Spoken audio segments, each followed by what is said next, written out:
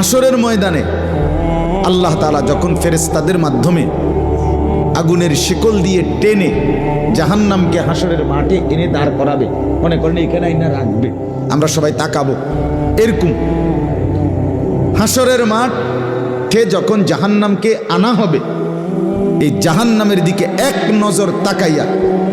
হাসরের ময়দানের সমস্ত নাফরমান পাপী বেঈমান আবারও বলবে আল্লাহর কাছে, রব্বানা আখিরনা ইলা আজালিন করিব, আল্লাহ একটু সময়ের জন্য দুনিয়াটা আবার ফেরত দেন, হায়াত আবার ফেরত, সময়গুলো আরেকবার দেন, আরেকটু সময় দেন,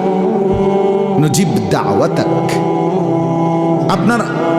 আপনার সব কথা তখন মেনে নেব, অনাত্তাবিউর রসুল, আপনার রসুলদের আনুগত্য করব। আল্লাহ বলবেন না, না বান্দা,